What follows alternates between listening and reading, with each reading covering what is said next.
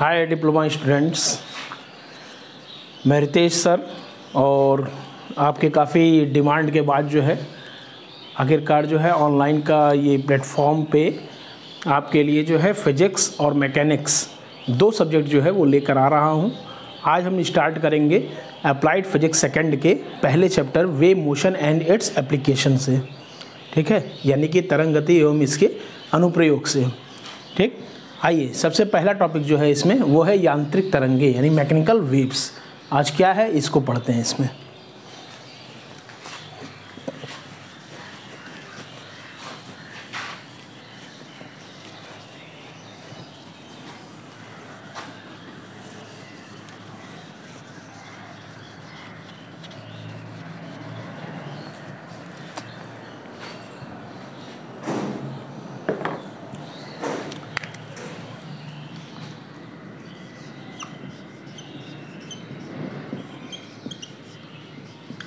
Applied physics second, आपके diploma second semester का one of the important subject है applied physics second. और इसका जो चैप्टर नंबर 1 है या कहें यूनिट 1 है वो है आपका wave motion and it's applications. और इसका जो पहला टॉपिक है वो क्या है? Mechanical waves. इसी को हिंदी में कहते हैं बेटा तरंग गति एवं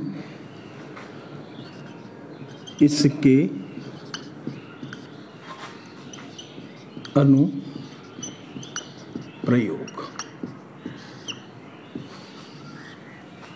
और इसका जो पहला टॉपिक है वो है मैकेनिकल वेव्स। हिंदी में बोलते हैं यांत्रिक तरंगे। देखिए, जब हम लोग बात करेंगे तरंगों की और उसमें हम लोग आएंगे यांत्रिक तरंगों पे, तो देख लीजिए यांत्रिक तरंगों के लिए क्या होता है, कब किसी तरंग को यांत्रिक तरंग कहा जाता है या ये कहीं यांत्रिक तरंग में होता क्या है। ठीक है, तो एक्चुअल में क्या होता है कि जो यांत्रिक तरंगें होती हैं उन तरंगों में एक ऐसी तरंग जो किसी न किसी माध्यम के अंदर चले, और जब वो माध्यम के अंदर चल रही होगी तो क्या होगा कि उस माध्यम में चलते समय वो अपने शेप एंड साइज जो होगी यानी उसका जो स्वरूप होगा, जो उसकी प्रकृति होगी, उसमें कोई भी बदलाव किए बगैर वो क्या करती है, उस माध्यम में जो है क्या करेगी, ट्रेवल करेगी। अब हम लोग बात करें कि ये जब माध्यम में ट्रेवल करेगी तो किस तरीके से कहेंगे, प्रत्यास्थ तरंग के रूप में यानी इलास्टिक तरंग के रूप में। यानी कि तरंग जो है जब जितना ही ऊपर जा रही है उतना ही नीचे आएगी। यानी कि ये नहीं कि वो क्या हो रही है कि एक तरंग जो है वो अपने फेज को छोड़ कर नहीं जाएगी, यानी कि एक निश्चित दूरी तक जो है वो ऊपर नीचे आपको होते हुए दिखेगी, या हो सकता है ना भी दिखे। उस रेंज में अगर आएगी उसकी फ्रीक्वेंसी जो विजिबल होगा तो दिखेगी। अब हम लोग बात करेंगे कि अगर हम लोग तरंग की बात करें कि इसको हम लोग किस तरीके से समझ सकते हैं, तो कहेंगे कि ये जो मैकेनिकल वेव्स होती हैं ये बेसिकली क्या होती हैं, अगर हम लोग इनको कंपन के आधार पे यानी कणों के कंपन के आधार पे अगर देखें तो बेटा ये बेसिकली दो प्रकार की होती है। एक होता है ट्रांसवर्स वेव और दूसरा होता है लॉन्गिट्यूडनल वेव। ट्रांसवर्स वेव को हिंदी में क्या कहते हैं बेटा, अनुप्रस्थ तरंगे, और लॉन्गिट्यूडनल वेव्स को क्या कहते हैं, तो कहते हैं अनुदैर्घ्य तरंगे। ठीक है, तो पहला होता है आपका आता है ट्रांसवर्स वेव्स, हिंदी में बोलते हैं अनुप्रस्थ तरंगे। और जो दूसरा होता है बेटा, इसको भी हम लोग एग्जाम्पल से समझेंगे। ठीक है, दूसरा होता है लॉन्गिट्यूडिनल वेव्स, हिंदी में कहते हैं अनुदैर्घ्य तरंगे।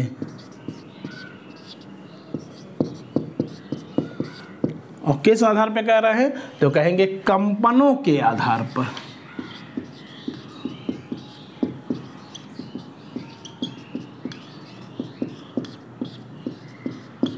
According to vibration.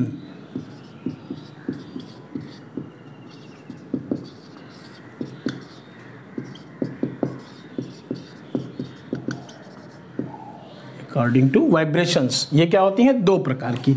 कब कहेंगे कि ये अनुप्रस्थ है और कब कहेंगे ये क्या है कि अनुदैर्घ्य है। तो देखो ये देखा जाता है ना कि जब तरंग हम लोग को जिस गति में से हमको आगे की तरफ तरंग बढ़ती हुई दिख रही है तो क्या देखना रहेगा और कैसे बताएंगे। तो क्या चीज़ आइडेंटिफाई करते हैं, अगर जिस माध्यम में कण जो है वो क्या कर रहा है, ट्रेवल कर रहा है, अगर कण तुमको क्या हो, कण जो है वो क्या करे, किस तरह से गति, यानी कि कण जो है वो ऊपर जाए अपने स्थान से, यानी अपनी साम्य स्थिति से, फिर वापस अपनी साम्य स्थिति में आए, फिर नीचे आए, फिर वापस अपनी साम्य स्थिति में आए। ठीक है, तो ये क्या होगा, अनुप्रस्थ तरंगें होंगी। यानी जब कण क्या करता है कि जब कण क्या होगा, अगर ये मान लिए तरंग के गति की दिशा है, ये क्या है, तरंग के गति की दिशा, तरंग के गति की दिशा, ठीक है, यानी डायरेक्शन ऑफ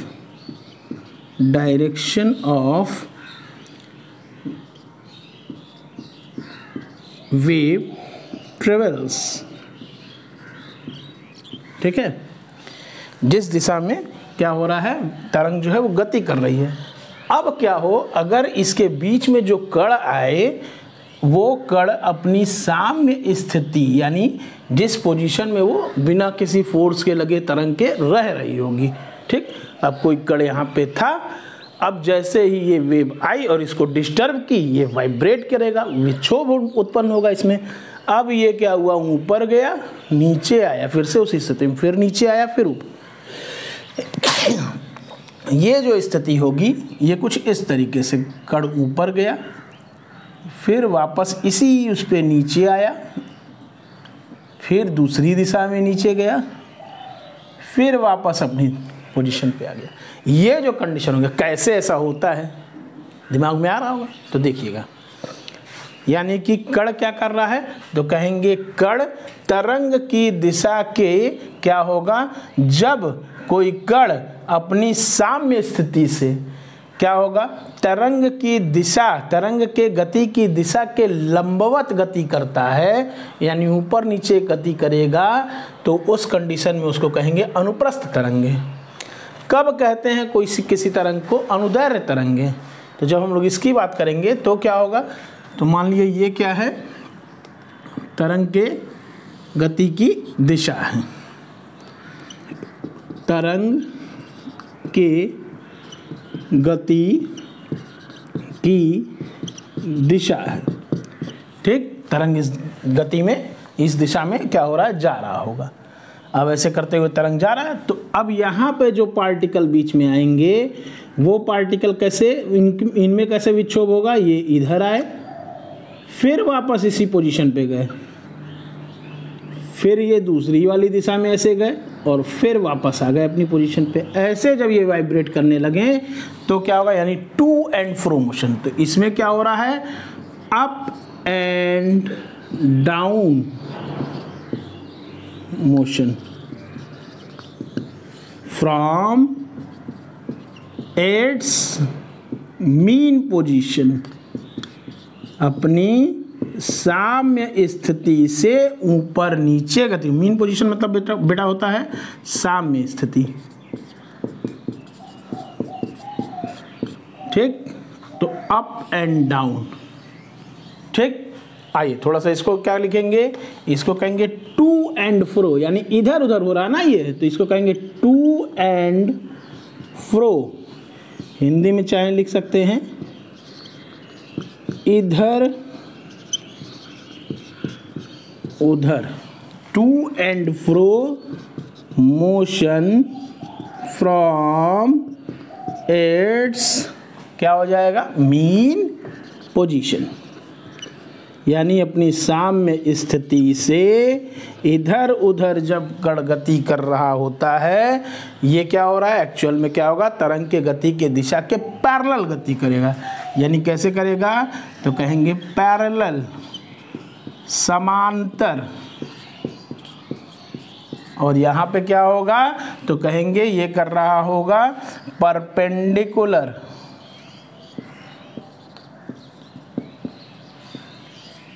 हिंदी में बोलते हैं लंबवत।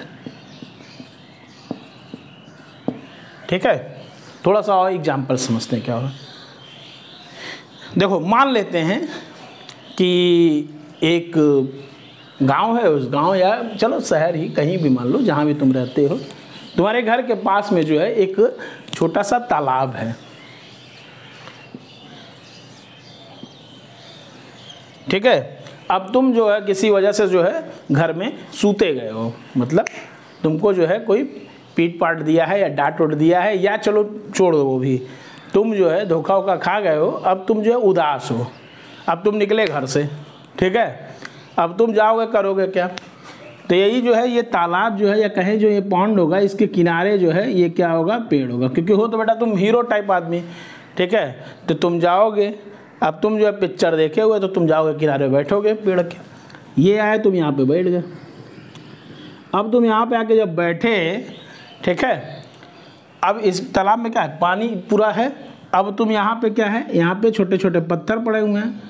ठीक है, अब बैठे बैठे क्या करें, करना है कुछ काम। अब जब करना है कुछ काम, तो तुम क्या करोगे, सबसे पहले उठाओगे पत्थर। अब तुमने उठाया पत्थर, अब तुम इस पत्थर उठा करोगे क्या, देखे दाखे, और उसके बाद जो है इसको पानी में फेंक दोगे। होगा ना ऐसा। अब तुम फेंके, जैसे तुम फेंके, ये आया कहीं मान लो यहाँ पे गिरा। ठीक, अब जैसे गिरा देखोगे क्या, पत्थर तैरेगा पानी पे, नहीं ना, पत्थर जाएगा पानी के अंदर। लेकिन जैसे ही पत्थर पानी के अंदर जाएगा, पानी के ऊपरी सतह पे तुमको दिखेगा कि पानी जो है एक रिंग के फॉर्म में क्या हो गया, ऊपर की तरफ उठ गया। दिखता है ना। और ये पानी क्या होगा, तुमको आगे की तरफ बढ़ता हुआ नजर आएगा। तुम्हें आ गया मजा। अब तुम उड़ाए, दूसरा पत्थर फेंके, तीसरा फेंके, चौथा फेंके। अब तुमको किस तरीके से दिख रहा है, तुमको दिख रहा है कि उस पूरे तालाब में इस तरीके से करके ऊपर नीचे ऊपर नीचे ऊपर नीचे करते हुए पानी जो है वो बेटा आगे की तरफ बढ़ती हुई दिख रही है चारों तरफ। ठीक है, कुछ ये वाली कंडीशन क्रिएट हुई होगा ना।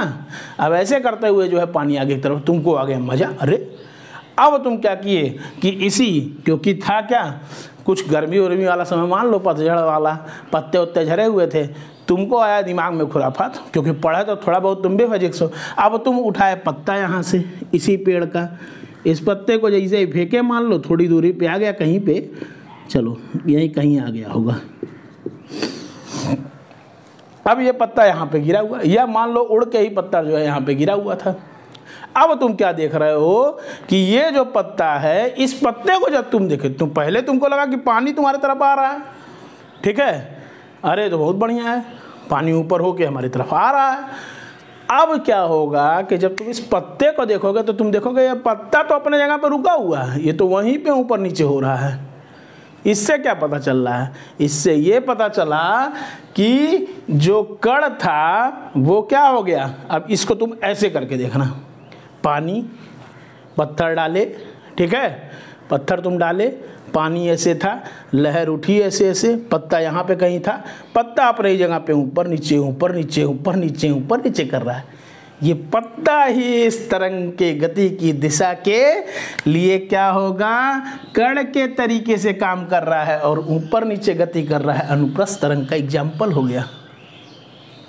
दूसरा एग्जाम्पल, अब जो है तुम कमरे के अंदर जो है, तुमको मान लो जो है कमरे के अंदर बंद कर दिया गया है। ठीक है, तुम कमरे में बंद हो और चाबी खो गई है बाहर से कमरा बंद करके तुमको चाबी जो है वो खो गई है। अब तुम कमरे के अंदर अकेले करोगे, तुम खोजे खाजे, तुमको जो है कहीं पे रस्सी दिख गया। अब तुम जो है रस्सी लिए और उस पर एक क्या किए कि रस्सी को जो है दरवाजे से बांधे, खींचे। अब तुम खींच रहे थे, खिंचा उचा रहा था ना, टूट रहा नहीं था, दरवाज़ा खुल नहीं रहा था। अब तुम कहे कि लाओ जो है ऐसे करते हैं।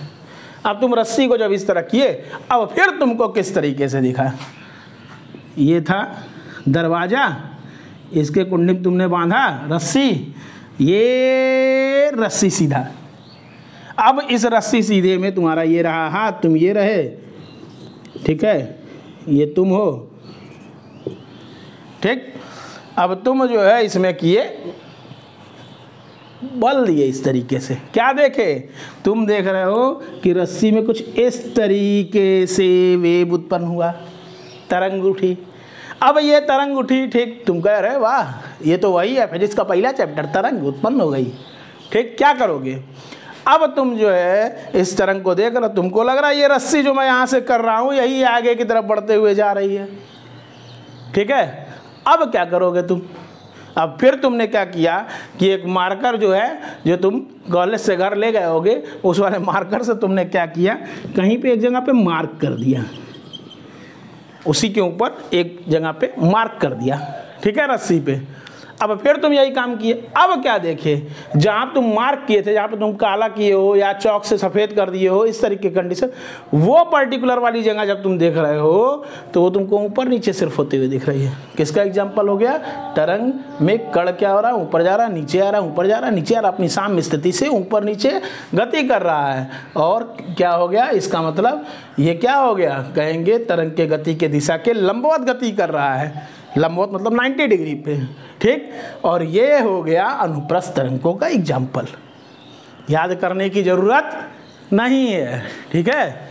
और देखते हैं अनुदैर्घ्य तरंगों का एक एग्जाम्पल।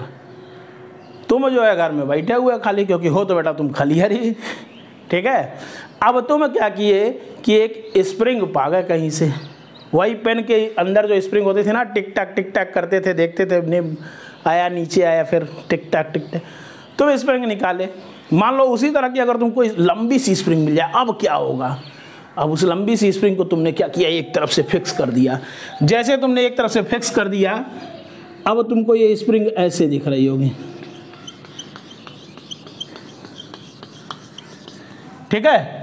अब इस कंडीशन में क्या होगा कि ये जो स्प्रिंग होगी, इस स्प्रिंग में तुमने क्या किया, यहीं से तुम जो है एक फोर्स लगा रहे हो और इस स्प्रिंग को तुम ऐसे क्या किए, गति करा दिए, यानी खींच के छोड़ दिए। अब जैसे ही तुमने इसको क्या किया, खींच के इस तरीके से छोड़ दिया, अब ये क्या होगा, इस तरीके से गति करने लगेगा, यानी इस तरह से इसमें मोशन होने लगेगा स्प्रिंग में।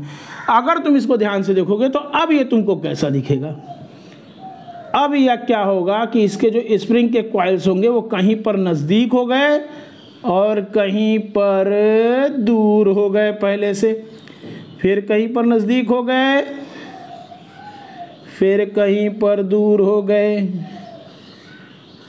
दूरी सही जाए ना, ठीक है। अब कुछ इस तरीके से जो है स्प्रिंग हो गया। ये जो हो रहा है ये क्यों हो रहा है, यानी कहीं पर स्प्रिंग के कॉइल्स जो हैं वो नज़दीक हो गए और कहीं पे दूर हो गए। ये जो हो रहा है ये चीज़ बता रहा है कि इसके जो कण होंगे ना, ये किसी पोजीशन पे क्या कर रहे होंगे, इस तरीके से गति कर रहे होंगे। इस वाले में ऐसे गति कर रहे थे, क्लियर है। गति ऐसे किए, 90 डिग्री का कोण बनाए, कहे लंबवत है, परपेंडिकुलर है, ये इसी पे ऐसे ऐसे गति कर रहा है, तरंग ऐसे दिख रही है तुमको, टू एंड फ्रो मोशन, इधर उधर गति कर रहा है, ठीक है। अब आते हैं इसमें जो है, जब कॉइल्स नज़दीक आ जाएंगे तो इसी को कहा जाता है बेटा संपीडन, यानी कि कंप्रेशन। कंप्रेस हो गया ना, नज़दीक आ गया। और जब कॉइल से एक दूसरे से, यानी कि इसके जो कॉइल्स या कहें कि जो इसकी पत्तियां होंगी, जब ये एक दूसरे से दूर होंगी तो इसी को कहा जाता है विरलन। विरलन इंग्लिश में कहते हैं रेयरफैक्शन, रेयरफैक्शन। यहाँ पे जब आओगे तो यहाँ के केस में क्या होगा, तो यहाँ के केस में जो है, यहाँ के केस में जब तुम बात करोगे तो देखो, जो ये लहरें जहाँ पे ऊपर उठी थी ना, जहाँ पे लहरें ऊपर उठी और एकदम मैक्सिमम वाला हुआ, इसको क्या कहा गया, तो इसको कहा गया इसको क्या कहा गया, इसको कहा गया श्रृंग,